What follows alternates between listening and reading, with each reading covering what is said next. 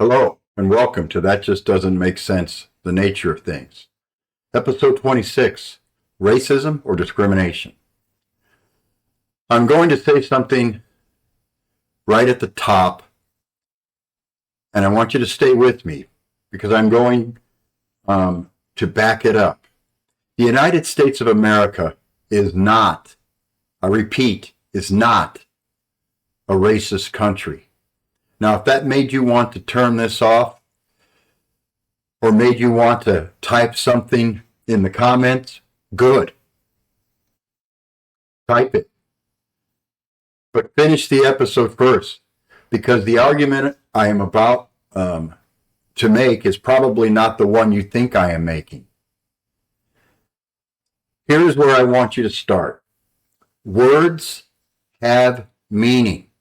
I've said that to you guys throughout this entire channel's existence.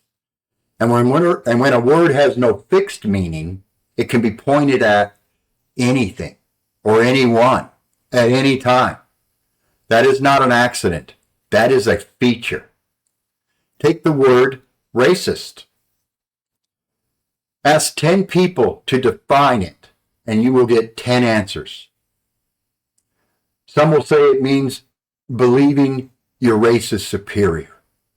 Some will say it means treating someone differently because of their race. Some will say it does not require any belief or any action at all. Only that you belong to a particular group and benefit from a system.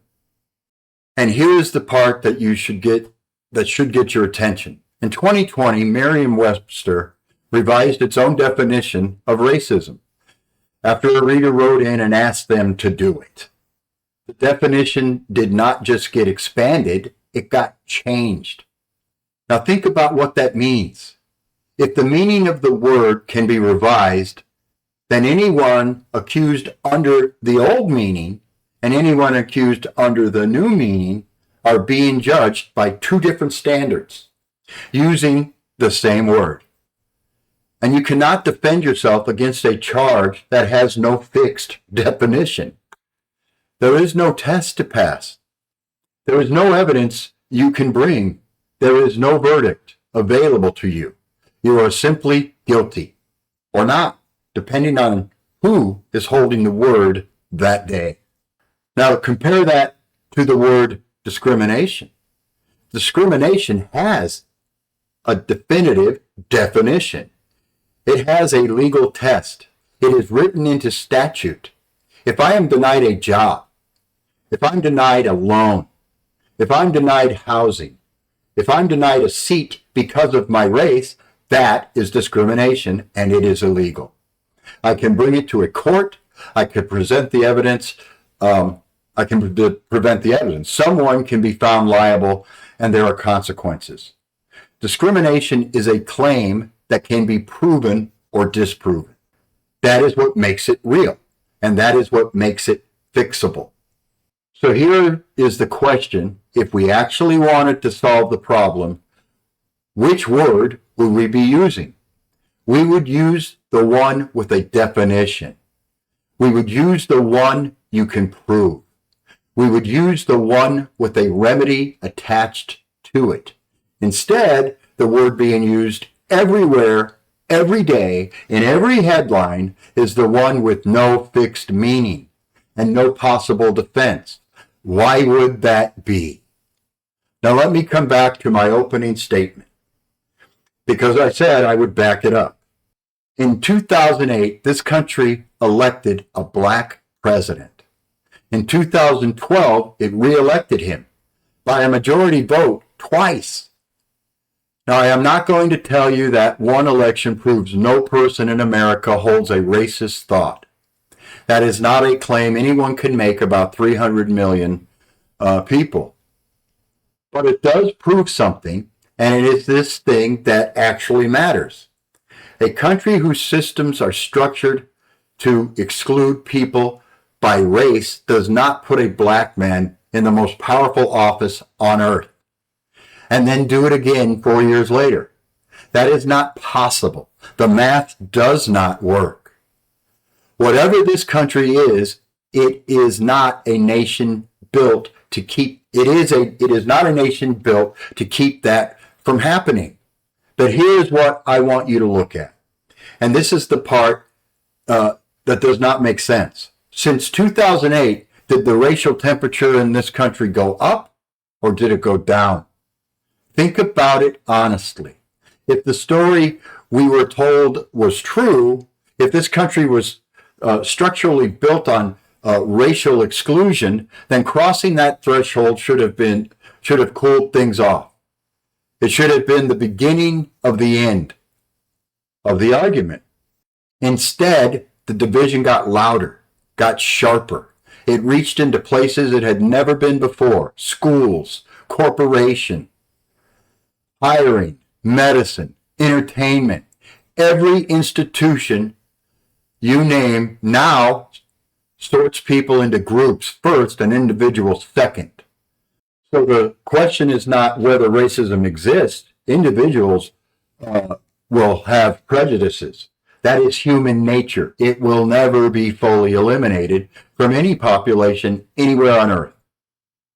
The question is, who benefits from the division being permanent? And I am not talking, I'm not making that up. I am not speculating. Go back to episodes 19 and 20. Walter Lippmann, Edward Bernays wrote that the public is a bewildered herd and that a specialized class must manage public opinion for the herd's own good.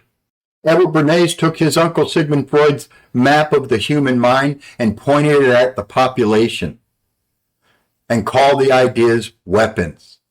These men wrote it down. It is in their own books. They were not hiding it.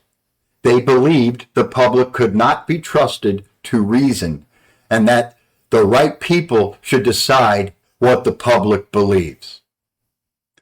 Now, if you were one of those people that, what would you want? Would you want a country divided into groups that distrust each other? Because a divided people argue with each other instead of asking questions about you or about them.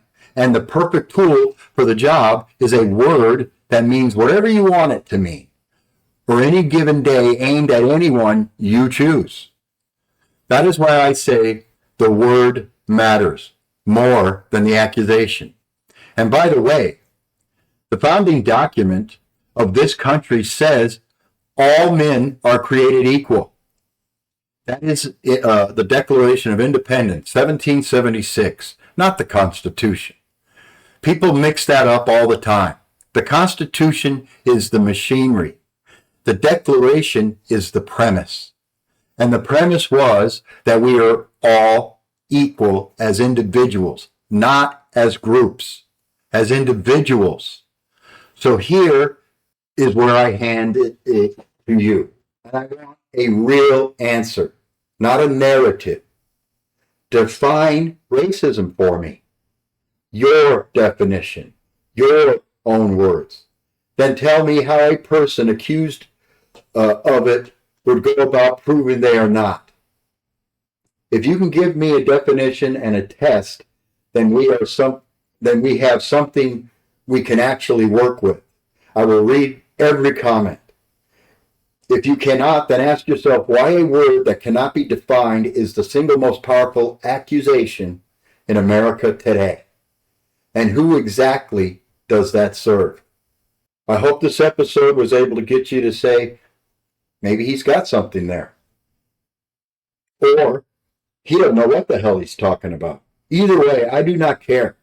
I only care about coming up with an answer that is based upon your reasoning and your research.